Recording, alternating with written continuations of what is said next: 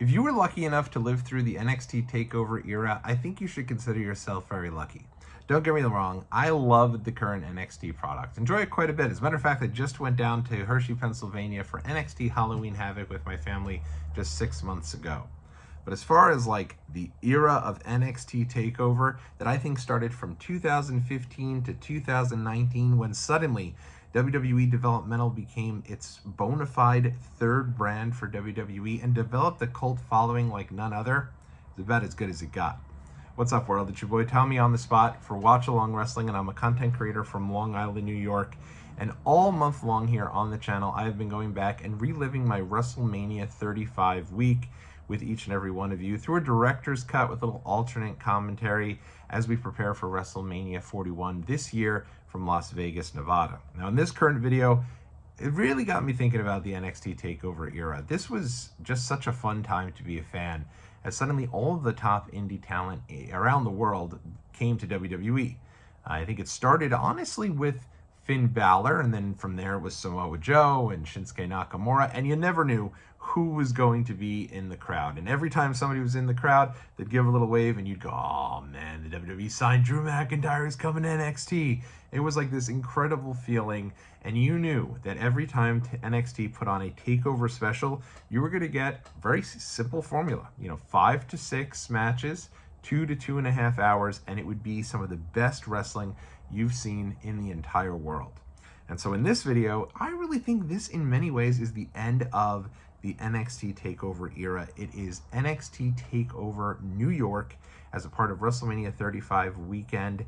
It featured the final, start of the final run in NXT for both, for the War Raiders, for Aleister Black and Ricochet. It continued the incredible rivalry between Johnny Gargano and Adam Cole, Bebe, and you also had an incredible match between Pete Dunne and Gunther. There's so much here to really sink your teeth into, and this was a fun day of the WrestleMania week. Now we'd kind of started to settle into the week, kind of knew that Saturday and Sunday, and in many ways it was Monday, were going to be 3 jam-packed days. So I had taken off this Friday to really spend the day in the city with my wife. That was the plan. We were going to get up early. We were going to head to Manhattan. We were going to go check out, I think it's like the one of these big monuments we have in New York City.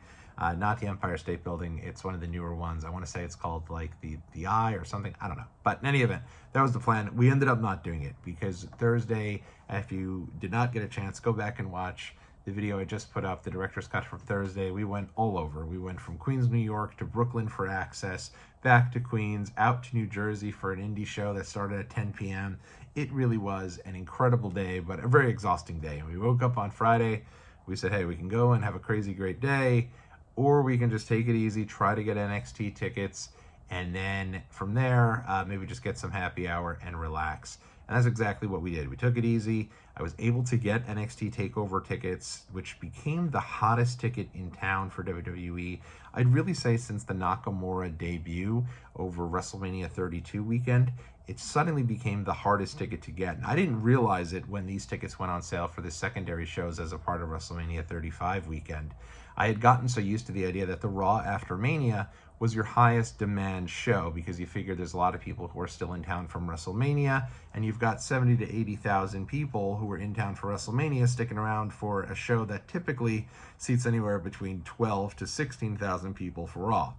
Clearly I missed the mark because this year I was able to get Raw tickets pretty much right away, and while I got those Raw tickets, everyone else was going and getting NXT tickets, which sold out almost instantly and became the hardest ticket to get outside of WrestleMania proper.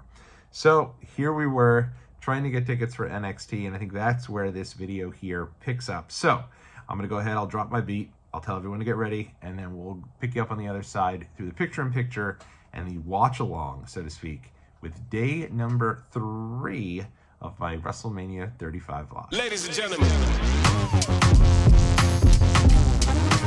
I actually said day number 3. It's day number 4 of the Watchalong Wrestling WrestleMania 35 vlog. As you see Adam Cole in the ring, and it's Friday, and my wife and I are in a booth here at happy hour. Went to a place, a little hibachi spot in Queens, New York, and they used to do a fantastic happy hour.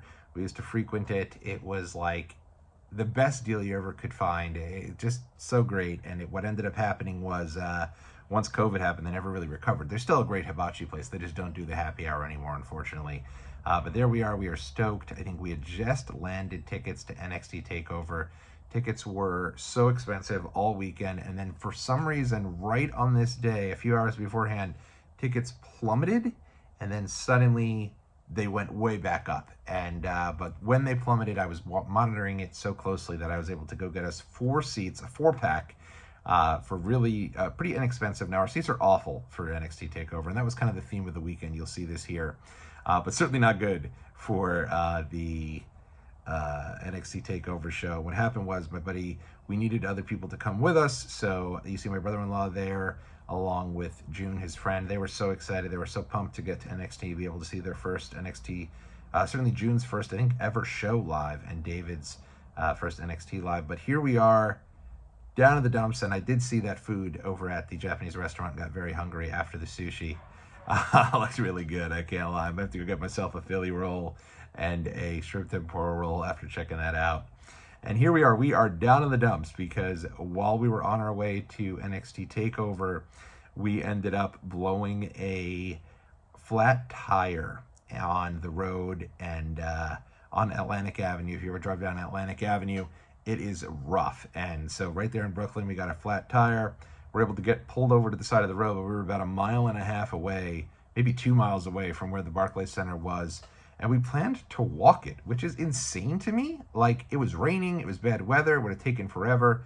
And yet there we were planning to walk it, but not to be. We didn't do it. We obviously, cooler heads prevailed. We got an Uber, which was probably like $10 between 4 people, the cheapskates we were. And on our way we were to the Barclays Center. What you're seeing here is, you can see we're right behind the stage, all the way up on top. Can't even see the entrance ramp. Dreadful seats. But you could see the full ring, and honestly, not a bad view anywhere you sit at the Barclays Center. So while this was not the worst, while this wasn't the greatest view, it was certainly still great to be there live, be able to see this. You could see just a jam-packed, super hot crowd. Look at that crowd. You could tell so many people were there for NXT. And I'll tell you, WrestleMania tickets are expensive. There's a lot of people who came to town, did NXT, did New Japan Pro Wrestling the next day, and then hightailed it and didn't go to WrestleMania. So, and I know people flew in for that. So, that being said, we were doing a lot more than that. I even loved the little aerial shot there of us seeing the bird's eye view from Ricochet and Aleister Black, taking in the adulation from the crowd. So I guess it wasn't the War Raiders who were coming to the main roster, but rather Aleister Black and Ricochet, who had a match at Mania. Crowd is, just saying you deserve it, and this, that, and the third. This was their final match. Great match against the War Raiders. And now Ricochet is in AEW. Aleister Black is rumored to be coming back, and the War Raiders are still having bangers on Raw and kind of reestablishing themselves. But this is really cool to see. Love the Barclays Center footage from when we were coming in earlier, by the way, with my wife with the drink and David behind us there. We were all so pumped up, and just missed that Barclays Center time. That period of time with the Barclays Center from 2015 to 2019 was also amazing. And it hasn't really had that same feeling since, unfortunately. My wife's got the British Strong Style shirt that we got from Progress Wrestling. So we were huge fans of Pete Dunne. I had the Johnny Gargano shirt that I think I got from like a Pro Wrestling Crate box or something to that extent. And in the middle of this here, we're pumped up. And what had occurred was we had, they just flipped the title. So Pete Dunne had the title for one of the longest times ever and lost it here at this show to Gunther. So we were doing like kind of like a instant reaction from the building. And for me, I don't love filming so much of this from the view of my seat. I feel like it's something you can watch on the TV. And I think I got a lot better about realizing this after this first batch, because there's a lot of that piece of the footage. But I do think it's a cool thing to go back and watch. You can see Shayna Baszler coming out there. Shayna Baszler had aura on top of aura inside of NXT. She was pumped up. She was amazing. And for me, I just really am disappointed by how the main roster has used Shayna Baszler. She never really captured it. I don't think she was ever really, I don't think she ever fully got her just due in WWE right from the jump. She was doing the weird stuff with the vampire stuff, and she was one of my wife and I's absolute favorite wrestlers, specifically while she was in NXT. So being able to see her live, also just incredible. You can see they're doing the entrances for Johnny Gargano and Adam Cole. And what I'm trying to do with this footage is I'm trying to capture, even though, yes, you can go on the WWE Network, see a much better angle, a much better view of everything that has, occurred. At the end of the day, I'm trying to show you what it looked like inside of the arena. So you can see everyone's super hot for Adam Cole. I remember being convinced this was going to be Adam Cole's last night with NXT, and that the Monday night, the Undisputed Era was going to show up and destroy Seth Rollins and Kofi. Because you remember they're doing the title unification match where the bar interrupted him and they set up a tag match. I thought for sure that match was going to end with the Undisputed Era. But you can see there, David, his buddy, are all pumped up, and now Gargano has won the title. And who should meet him at the top of the ramp but Tommaso Ciampa? Huge hug and adulation from him and Candice. And Gargano and Ciampa had an incredible blood rivalry between the two of them. And unfortunately, Ciampa got hurt while he was doing his best work for NXT as the Black Heart. Just a total, couldn't possibly give a shit type of heel.